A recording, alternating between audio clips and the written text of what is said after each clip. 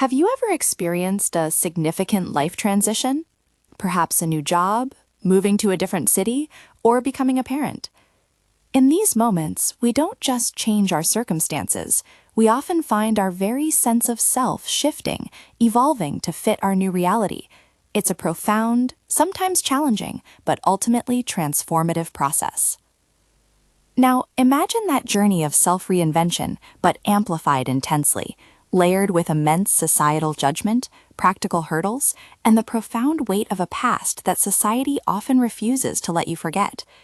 This is the intricate world of reentry identity, a crucial concept for understanding what happens when individuals transition from incarceration back into our communities. Today, we're going to explore the powerful evidence behind reentry identity, why it's so important, how it works, and what it tells us about both human resilience and the systems we've created. This isn't just about statistics. It's about the very human endeavor of rebuilding a life, a purpose, and a sense of who you are against considerable odds. Understanding this transformation is key to fostering successful reintegration, reducing recidivism, and ultimately building safer, more supportive communities for everyone. At its core, our identity is often the story we tell ourselves about who we are. For someone re-entering society, that story has often been severely damaged. Imagine a meticulously built house that has endured a devastating storm. The structure might still stand, but the roof is torn, windows shattered, and personal belongings scattered or lost. This damage to a person's sense of self is a profound impact of incarceration. The pains of imprisonment, as described by researchers like Gresham Sykes, aren't just about physical deprivations. They're about the loss of liberty, purpose, and connection that erode self-worth and foster negative self-attitudes. This brings us to narrative identity theory, a foundational concept. It suggests that we all construct a personal life story to make sense of our experiences. For individuals leaving prison, this often means confronting and repairing a spoiled or stigmatized identity, the label of offender or ex-con that society often imposes. It's a journey towards desistance from crime, which isn't just stopping criminal activity, but actively developing a pro-social identity that simply isn't compatible with past behaviors. It means seeing yourself, truly seeing yourself, as someone who contributes positively, rather than someone who harms. Think of it like trying to play a new role in a play, but all your lines and costumes are from a previous, very different performance. You need new lines, new costumes, and a new understanding of your character. This in-between state, where the old identity no longer fits, but the new one isn't fully formed or accepted, is what's called liminality. It can be incredibly challenging and disorienting. Compounding this, societal stigma and labeling act like heavy weights, constantly pulling individuals back towards their past, making it harder to embrace a new future. But here's where the power of human resilience comes in. Despite these immense challenges, individuals actively engage in identity repair and redemptive narratives. This is the process of recasting negative past experiences not as defining failures, but as necessary suffering or crucial lessons that have led to positive transformation.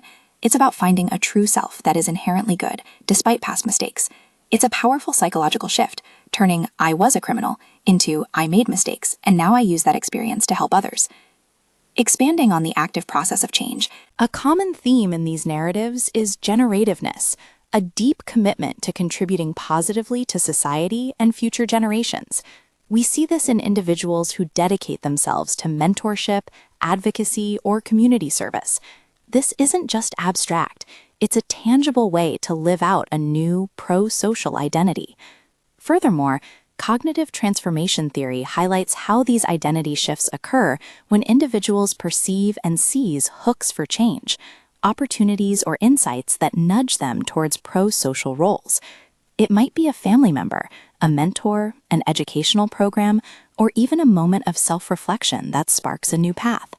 The ultimate aim is pro-social identity achievement, a sustained and authentic embrace of a law-abiding, contributing self. However, these profound psychological shifts often crash into very practical, everyday barriers.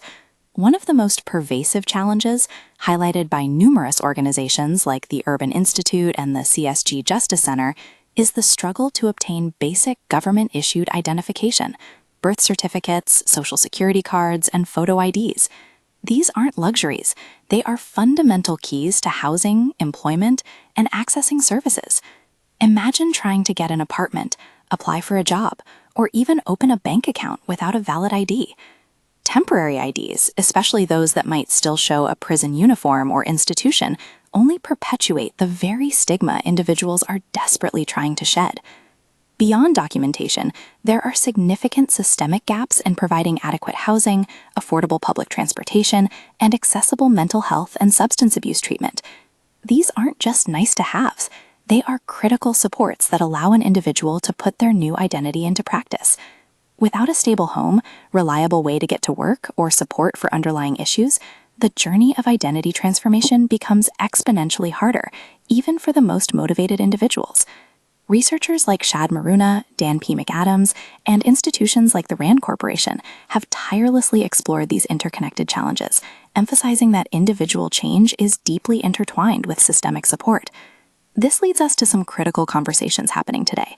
Despite official rhetoric emphasizing reentry as a priority, there's a recognized lack of adequate policy changes and resources to truly meet the immense challenges.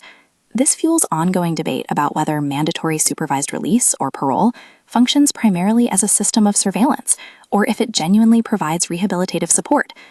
Can prisons themselves, environments traditionally designed for punishment, be structured to respect and foster positive identity transformations?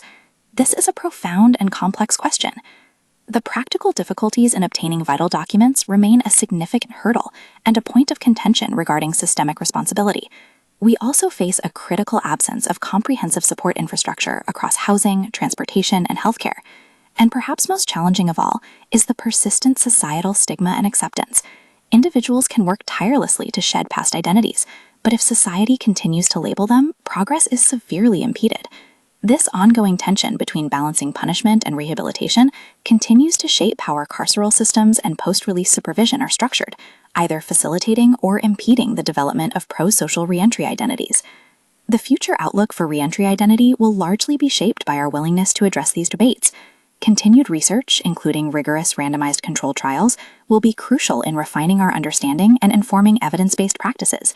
Advocacy from nonprofit organizations like Prison Fellowship's Second Prison Project, Root and Rebound, and governmental bodies like the Bureau of Justice Assistance will continue to push for comprehensive policy changes, for example, statewide photo ID programs for returning citizens. Ultimately, addressing the fundamental issue of societal stigma and fostering greater acceptance for individuals committed to positive change will remain a critical long-term endeavor. The evidence is clear. The journey of reentry identity is complex, multifaceted, and deeply human. It requires not only immense individual courage and effort, but also a collective commitment from our communities and institutions to remove barriers and provide meaningful support. By understanding and actively supporting this profound transformation, we don't just help individuals, we strengthen the fabric of our society as a whole.